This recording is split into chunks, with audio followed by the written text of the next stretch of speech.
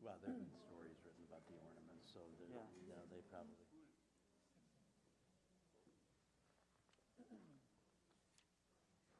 I love the old photos. I love that. There's a picture of my dad with Eisenhower. Really? My grandfather worked in the White House. And What did he do? he was part of the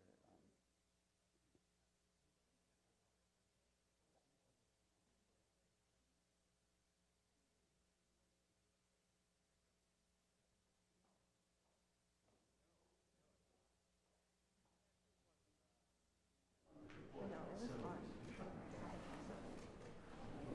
I would love to cover us in tops. Because then just like ride. Yes.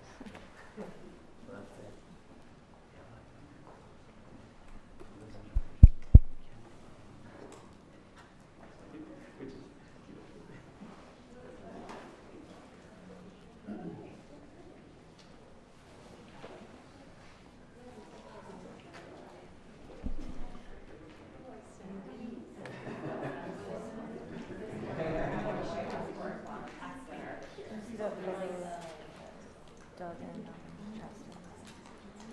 Doug and Justin and Bagels, the new twins. Doug and Justin. All for them. It was very cute. It's on Instagram. I did not see that. I was like, And if I had two little babies. oh yeah. The double wide. Is it true? Is it a girl and boy or two boys?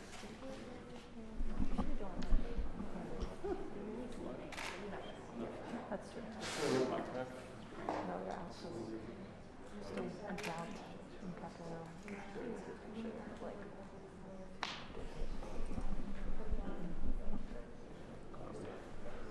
You know where he left it in the back? Okay, green socks. Okay, green socks.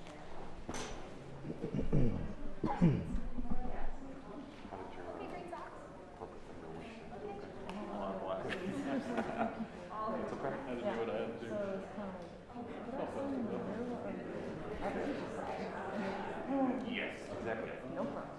It was so easy. I think the best part of these things is you don't have to cash it. Like, you know who it is. I don't know. Yeah.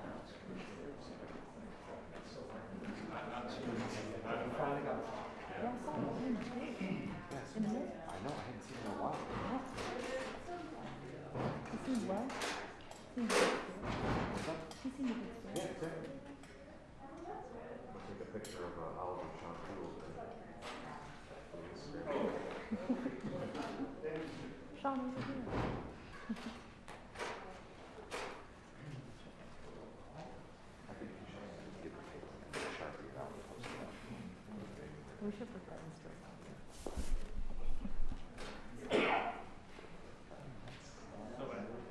No one buys a copy paper anymore anyways. If Oliver was like a new kid, Yes. It's funny.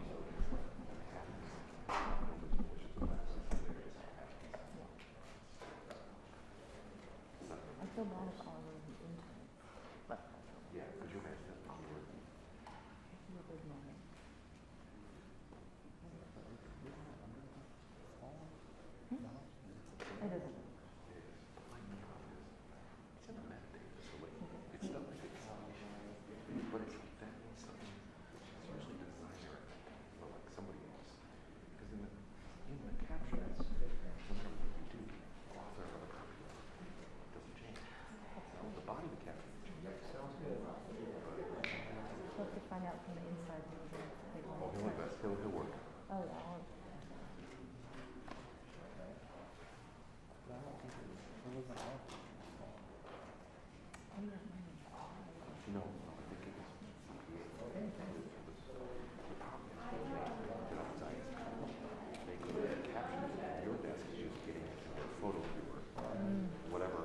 have, if I understand it right, at a paper, it's like their version of one mechanic where everything comes in.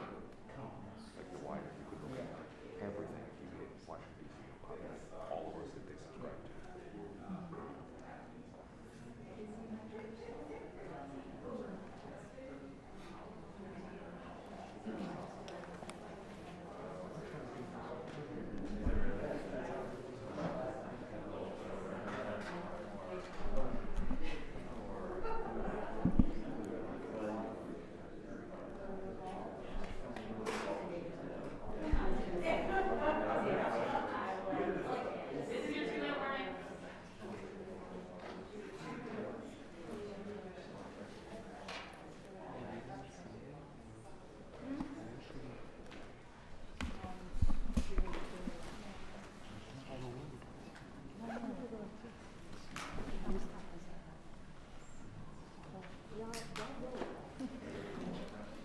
I made a photo of between some of them.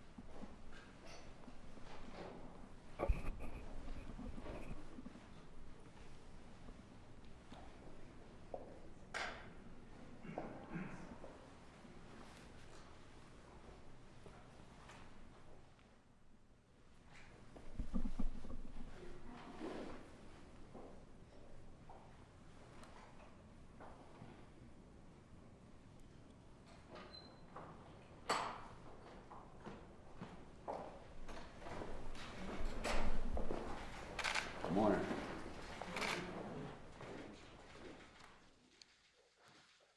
Before I start, I'd like to report that later today I'll be signing a bill funding the government operations for the next few months. Funding the government isn't a great achievement.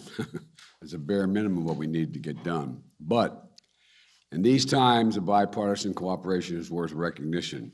So I want to thank Senators Schumer and McConnell and Speaker Pelosi for getting this done.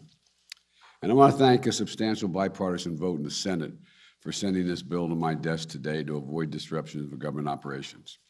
And I want to urge Congress to use the time this bill provides to work toward a bipartisan agreement on a full-year funding bill that makes the needed investments in our economy and our people, from public health to education to national security. Now, for today's news. Every year, December brings the joys of the holiday season and gives us an opportunity to reflect on the year gone by and look ahead and begin to imagine the new year to come. This year, we can reflect on an extraordinary bit of progress. Our economy is markedly stronger than it was a year ago, and today, the incredible news that our unemployment rate has fallen to 4.2%. At this point in the year, we're looking at the sharpest one-year decline in unemployment ever. Simply put, America is back to work, and our jobs recovery is going very strong. Today's historic drop in unemployment rate includes dramatic improvements for workers who have often seen higher wages and higher levels of unemployment. They are receiving higher wages. And the rate of Black and Hispanic unemployment is also dropping sharply. But that's not just jobs that are up. Wages are up, especially for hardworking Americans, often ignored in the past, and past recoveries. Workers in transportation and warehouses have seen their wages go up approximately 10% this year. Workers in hotels and restaurants have seen their wages go up 13% this year. And thanks to the American Rescue Plan, we've delivered significant tax cuts to families raising children.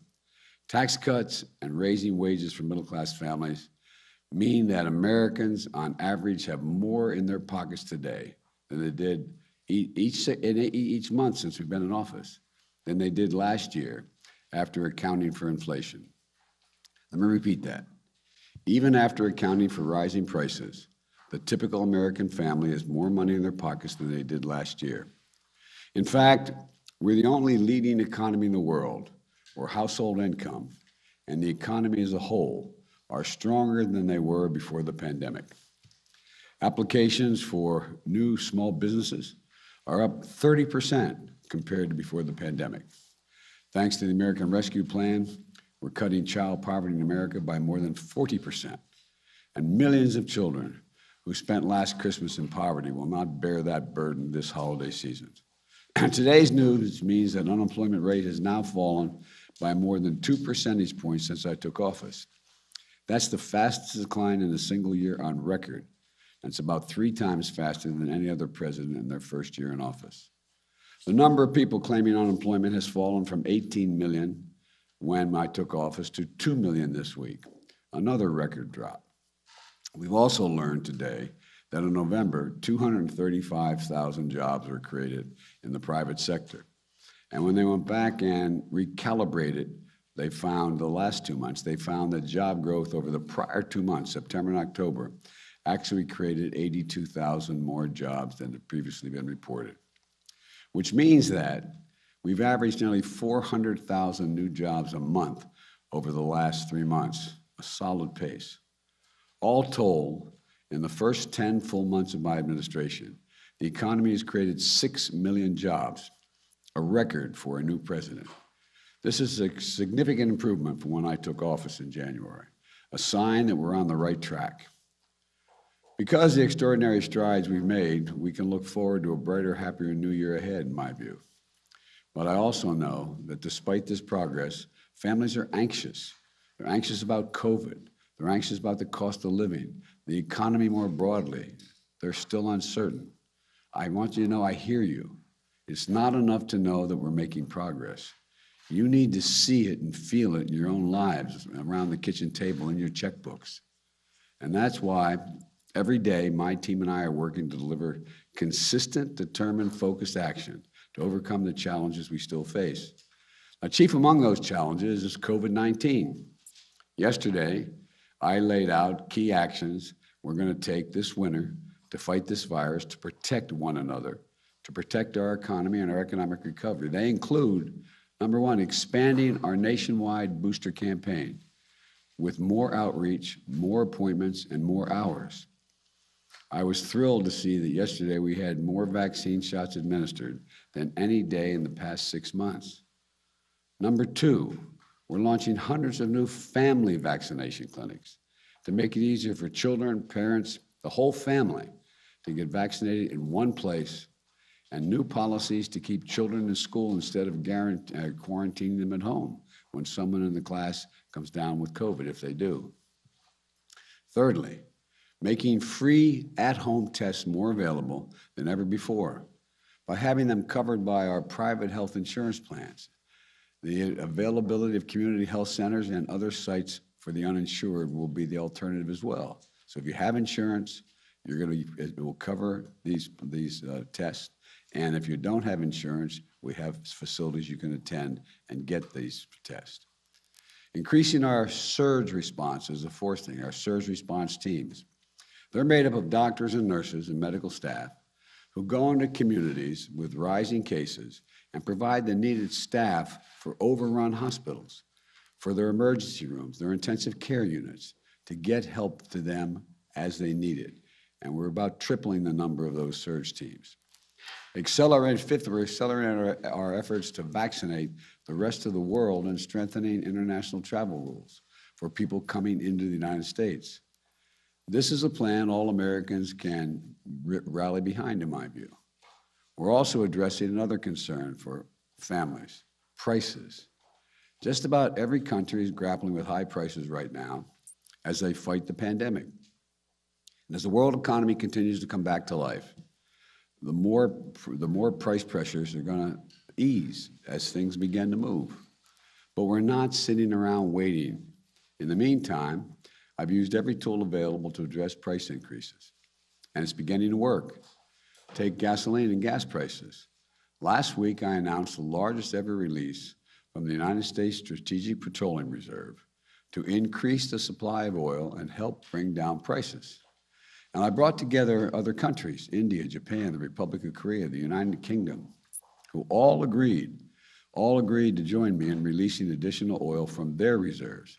And China may very do more as well. They haven't done it yet.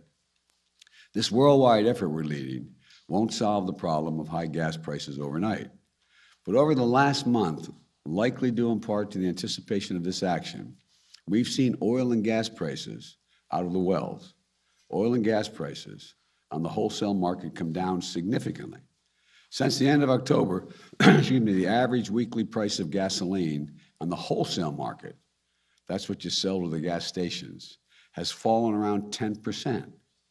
And that decline has picked up in recent days. That's a drop of about 25 cents per gallon.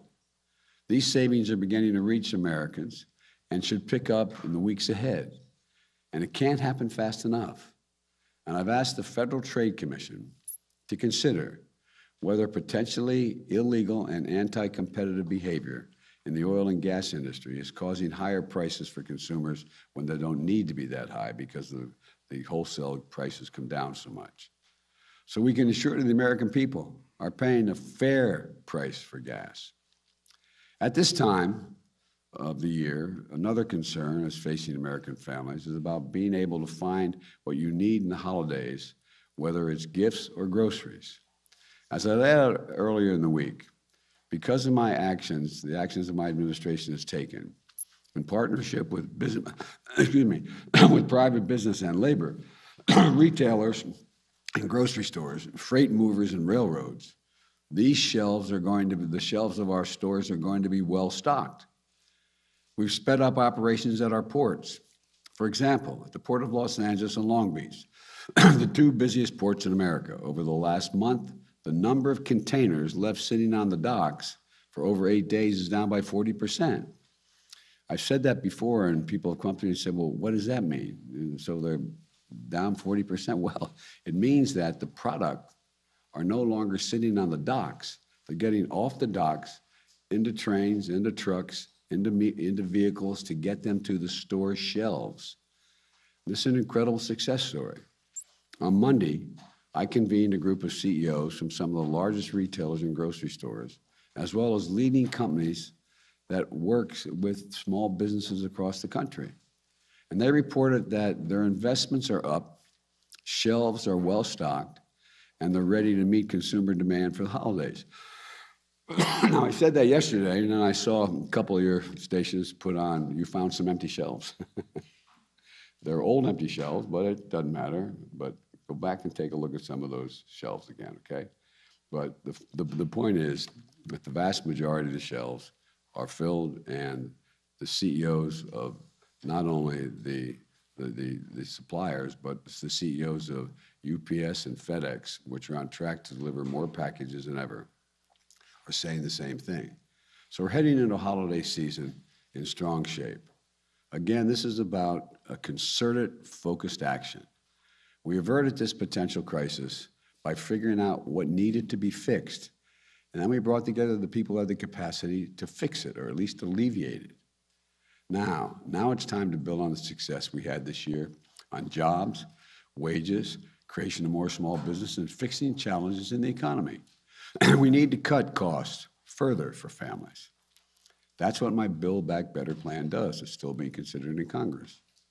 It will lower the out-of-pocket cost for child care, elder care, housing, college, health care, and prescription drugs. In fact, a new independent analysis released this week showed that my plan would mean $7,400 in tax cuts and savings for the typical family of four with 2 children. 17 Nobel Prize winners in economics have written a letter to me affirming that this bill would reduce long-term inflationary pressures in the economy. And two of the leading rating agencies, not liberal think tanks, two of the leading rating agencies on Wall Street confirmed this month that my plan will not add to inflationary pressures. What I've always proposed, and I'm proposing now, is have a way of lower some of the most difficult costs. And what are they? The difficult costs families pay every month by asking corporations and the wealthiest Americans, including, for example, the 55 corporations that paid zero in federal income tax last year, despite generating $40 billion in profits, and I'm happy they're profitable, to begin to pay their fair share. For example, just requiring corporations to pay a minimum 15% in taxes raises enough revenue to pay for lowering the cost of child care for 90% of families and provides universal preschool for all 3 and 4-year-olds in America. Now, what's better for those corporations? Is it better for them having child care so parents can come back to work today and they have a better educated workforce in the future? Or keep not paying any tax? Once again, no one making less than $400,000 a year will pay a penny more in federal taxes. My Build Back Better plan is fiscally responsible. It's the first major piece of legislation in more than a decade that's not only fully paid for, but will generate more than $100 billion in deficit reduction this decade. It fully covers the cost of its investments by making the largest corporations, the richest Americans, pay a little more in taxes. I think that's a trade-off that's worth making.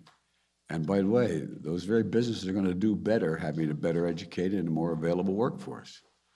Having those who've done very well pay their fair share is just the right thing to do in order to provide a little breathing room for millions of American families. Throughout our history, we've emerged from crisis by investing in ourselves. And so we're going to keep at this. We're going to keep making progress for our families and for our nation. I promise you that's what's going to happen. God bless you all, and may God protect our troops and keep everyone safe. Mr. President. First of all, Mr. President, your voice sounds a little different. Are you okay? I'm okay. I have a test every day to see a COVID test. They check me for all the strands. What I have is a 1.5-year-old grandson who had a cold, who likes to kiss his pop. And he'd been kissing anyway, so, but it's just a cold. And then, so on COVID policy, it seems like the administration is starting to soften some of the language. There's this new op-ed where you talk about COVID and we are going to beat it back. Are you no longer going to shut it down? No, we got to beat it back before we shut it down. Look, this is going to take time worldwide. In order to beat COVID, we have to shut it down worldwide. In the United States of America, we're doing everything that needs to be done to take care of the American people within our borders. But look what's happened. You know, we're starting to make some real progress, and you find out there's another strain. And the idea that you can build a wall around America to keep any COVID from around the world out is not there. And besides, that's one of the reasons why I know we get criticized, I get criticized for not doing more for the world. But we've done more for the world in providing vaccines available and help than any nation, every other nation in the world combined. In addition to that, we've also, with regard to India and other countries, and we're working around the clock. Remember, I suggested we suspend the patents. Let everybody be able to have access to this so they can make the vaccine in their own countries. And thirdly, in Southern Africa, for example, South Africa has all the vaccines they need. They don't want any more vaccines now. One of the things I'm considering is how can we help them deal with the issue of, as I said to you before, when the biggest challenge we had in the beginning of this administration, in my view, was not getting the vaccines produced, although that was not easy. And I've got to give, President Trump early on went out and got them to do the research to try to get the right vaccines. But logistically, getting the vaccine from a container that gets delivered to you, to a hospital, to a state, and getting it in someone's arms, that's a very, very difficult thing. And we did it better than anybody in the world has done it, but we got to try to help other people. Thank you, Mr. President. Given that there are now multiple cases of Omicron here in the U.S., are you considering requiring vaccines for domestic travel or any other new measures for domestic travel? The measures that I announced yesterday we believe, are sufficient to deal with the proper medical precautions to deal with the spread of this new variant. We are doing, as you know, at NIH, as well as among the manufacturers, a lot of research to see the extent of how quickly it spreads, how deadly it is, et cetera, et cetera. But we do require, for travel, we're going to continue to require the people to have masks on, and in public places, and so, and in federal buildings. So, but I don't at this point, because I think I know a fair amount about this issue, but I'm not a scientist. So I continue to rely on the scientists and asking them whether or not we have to move beyond what we did yesterday. Right now, they're saying no. Quick follow-up on the science, Mr. President. What is happening in Ukraine and what on the border between Ukraine and Russia, and what are you going to do about it? I have been in constant contact with our allies in Europe, with the Ukrainians. My Secretary of State and National Security Advisor have been engaged extensively. And what I am doing is putting together what I believe will be the most comprehensive and meaningful set of initiatives to make it very, very difficult for Mr. Putin to go ahead and do what people are worried he may do. But that's in play right now. Vaccine mandates. Our vaccine mandates holding people back from jobs. Are you going to talk to Putin soon, Mr. President? Did you talk to Putin this morning, Mr. President? No.